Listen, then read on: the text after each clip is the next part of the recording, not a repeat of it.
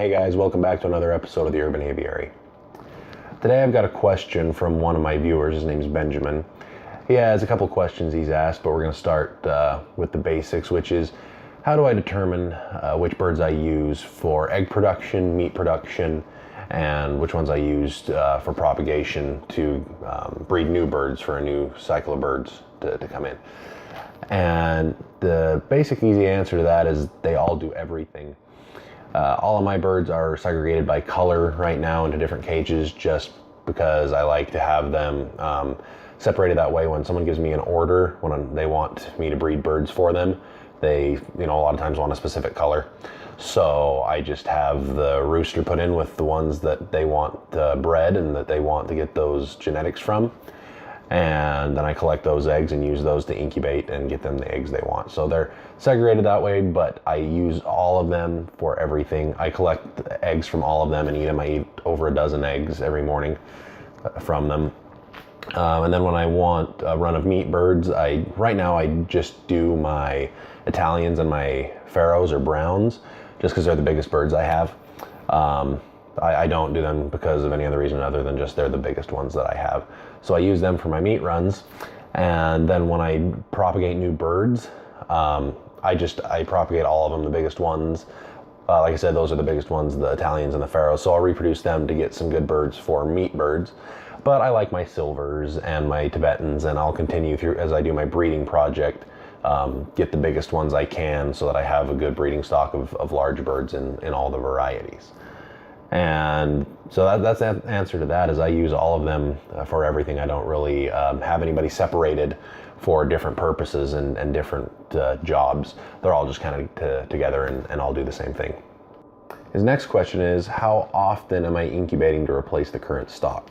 So how often am I doing this to replace everybody? My whole flock for breeders, egg layers, meat production, everything. The answer to that is once a year is about how often I do it, and I do that for two reasons. One reason is at a year, once you get much past that, the meat's getting a little tougher. It's not as good a quality of a meat product at that point. Once you get past that, they're still good to lay eggs past that and breed and everything else. But at that point, I don't want them to go that much further because they're not as quality of meat. And the second reason is it's easy. 17 days incubation, 6 to 8 weeks before they're fully grown and laying eggs and up to slaughter size. So those are the two reasons I do it that way for me, just once a year, replenish my birds. Like I say, you can let them go longer than that if you want. For egg production, they will go longer than that. But that's the reason I do that. And that kind of goes along with the last couple questions he's got, which is, do you eat the hens after their prime, after their laying years are done, and how long do I let them lay? And again, I let them lay for a year, and then yes, I do eat the hens. I eat all of them. I just go through the whole flock, and I obviously don't slaughter them off until I've got the new ones up to that size, adult size, to make sure that nobody gets sick or anything when we have some kind of problem with the flock and have a bunch of them die. I want to make sure that I have the new breeding stock there and in place before I slaughter the original stock. But yeah, I do it at a year, and I let them lay that long just because, like I said, the meat is a better quality product. You don't let it go much past that. But they can go longer than that for laying. I mean, if you're not interested in eating meat and you just want them to lay eggs, they'll go longer than that, 2 or 3 years. I've, talked to some people that have had them go that long. I think the key to that, though, is letting them have an off season. So through the winter, reduce the amount of light they're getting so that they can, feel like it's winter time, it's off season, it's time to stop laying.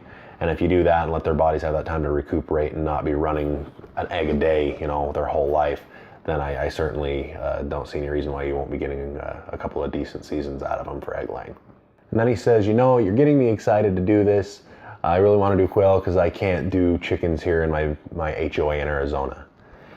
Guys, that is exactly why I do this channel, is to help you guys see that there's other alternatives, especially you guys that have regulations against chickens, ducks, and other animals. Most cities and counties don't have regulations on quail. They're not that big. They're not that well known. It's not something that enough people are calling and complaining to code enforcement about. So it's not something that I don't think that's something that'll happen in the future, anytime in the near future anyway. So I mean, this makes me really excited and really happy. I love getting these kinds of emails, and I love answering on these emails, because it makes me feel really good to know that I can help you guys do the same thing and do what I do. And nothing makes me happier than seeing your guys' success and hearing stories like this, that I was able to help inspire somebody to pull the trigger on this and see that it's easy, they can do it. And I can't wait, Benjamin, to see your setup. And I mean, once you do get things set up, please email me back. I'd love to see how you're doing with it. And please, guys, if you have questions, please email me. My email address is jaren@urbanaviary.com. That's JAREN @urbanaviary.com. And I'll be happy to make a video for you guys if you have any questions. Give me as many details about your specific situation, what you're trying to accomplish, and I'll be happy to make a video and post it to help you get to where you're trying to get to and meet your goals, and help you jump over any hurdles you have along the way. I love doing this. This is the whole reason I do this, is to help you guys out. So please feel free to email me. I respond to all my emails. Even if I don't make a video, I'll make sure to get back to you and answer your questions. So we'll see you guys next time. Make sure to hit that subscribe button. And until then, remember, you guys can do this too.